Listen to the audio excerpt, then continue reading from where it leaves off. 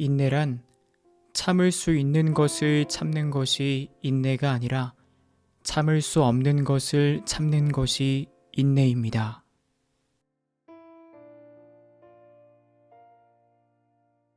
(1946년) 말 한국인들에게는 참을 수 없는 것들이 너무나 많았습니다.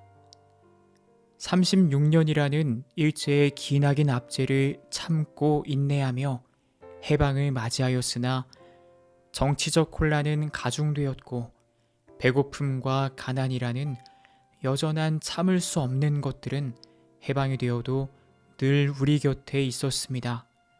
바로 그 시절 김인자 세실리아 자매님은 참기 힘든 고통을 안고 태어났습니다. 하지만 그녀를 기억하는 많은 사람들의 추억 속에는 고통 속의 찡그린 얼굴보다는 항상 밝은 얼굴로 옆 사람과의 살가운 인연을 다듬었던 모습을 더 많이 추억합니다. 어떻게 그럴 수가 있을까요? 있는 것보다 없는 것이 더 많은 시대였음에도 불구하고 말입니다. 그녀에게는 참을 수 없는 고통도 참을 수 있도록 도와주시는 분들이 계셨습니다. 바로 부모님과 그분들의 사랑이었습니다.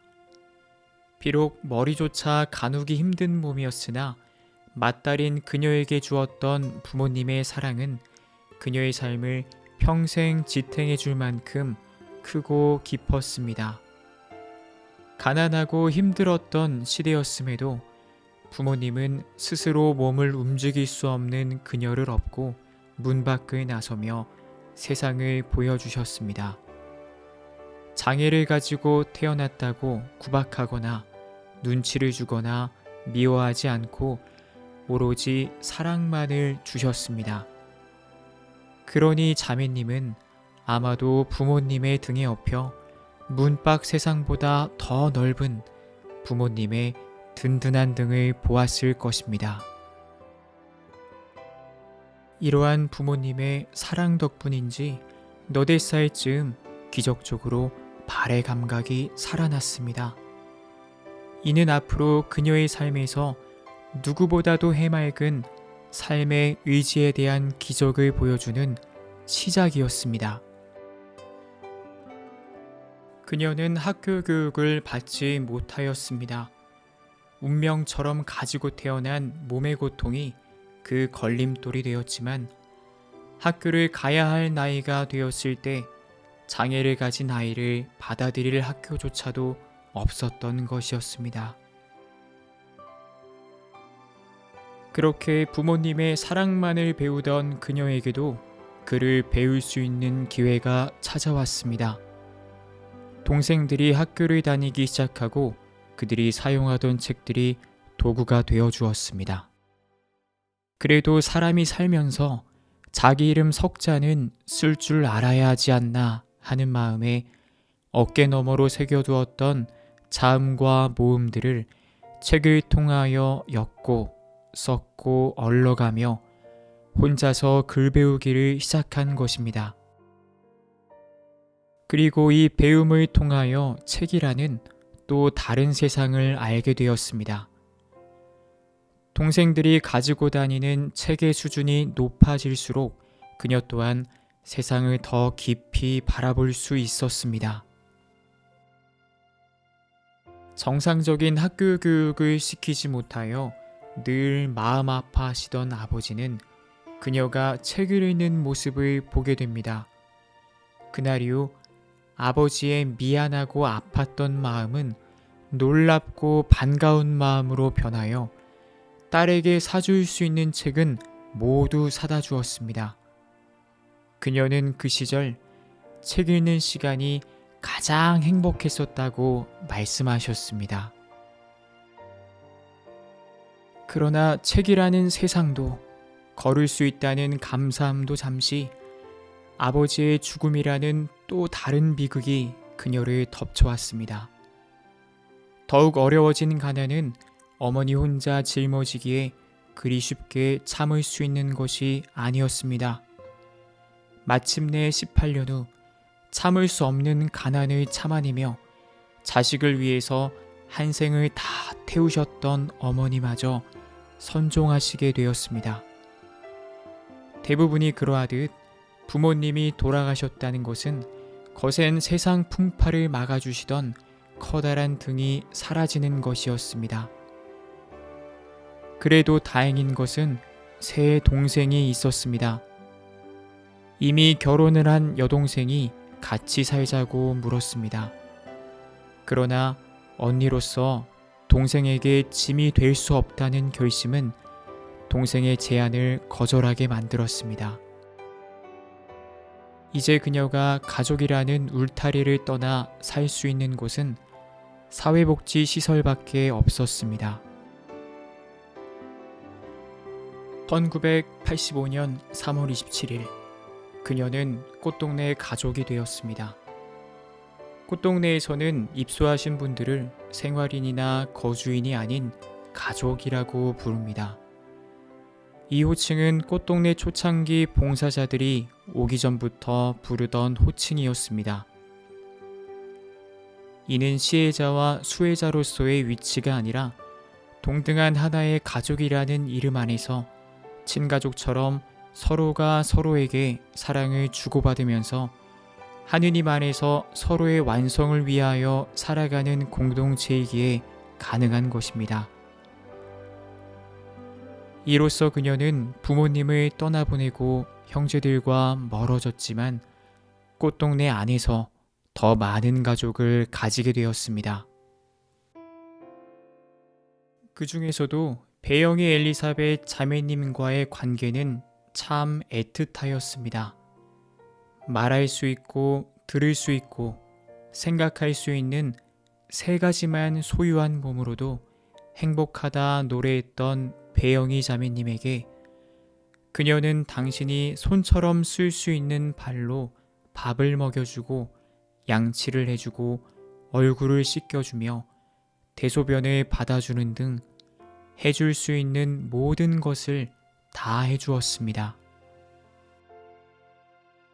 부모님의 사랑으로 기적적으로 살아난 발의 감각은 꽃동네 가족이 된 이후로 다른 가족을 위한 사랑이 되었습니다.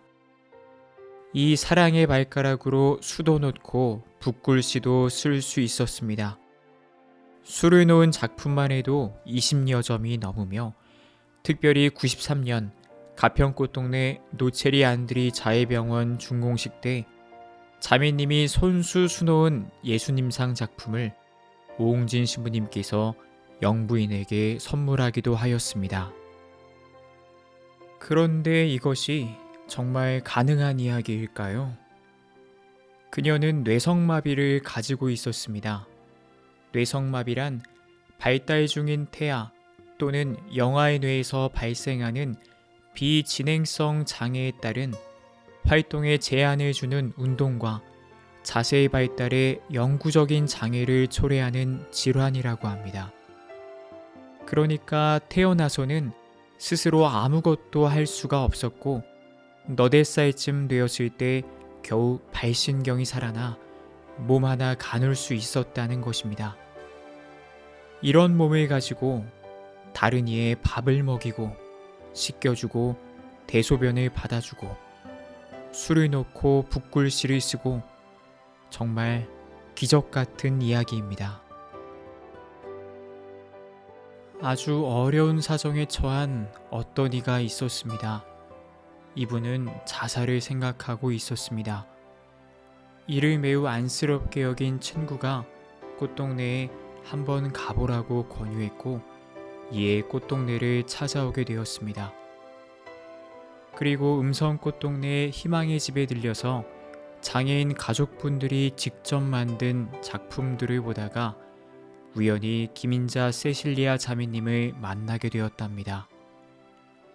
자매님은 늘 웃던 그 환한 얼굴로 그분에게 학 한 마리를 건네주었습니다. 학을 받아들고는 집으로 돌아와서 결심한 대로 자살을 하려고 가방에서 약봉지를 꺼냈습니다. 그리고 약봉지에 이끌려 발밑으로 툭 떨어진 종이학.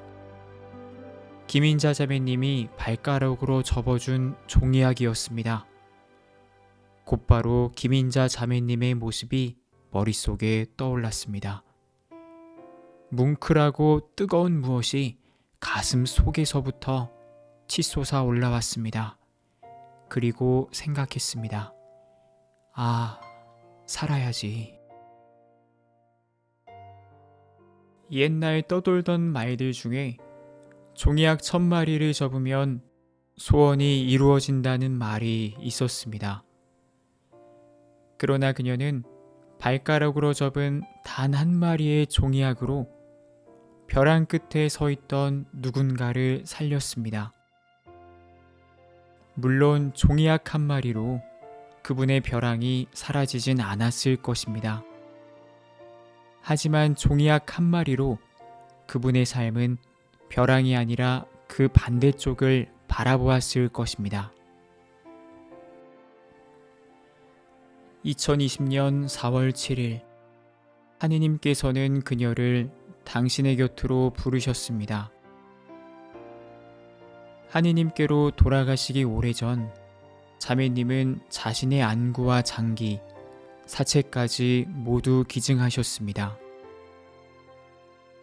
불편한 몸으로 세상을 사셨지만 세상에 대한 원망보다는 드넓은 부모님의 등처럼 세상을 사랑하셔서 당신의 것을 필요로 하는 이에게 자신의 모든 것을 주고 떠나시려 했던 것입니다.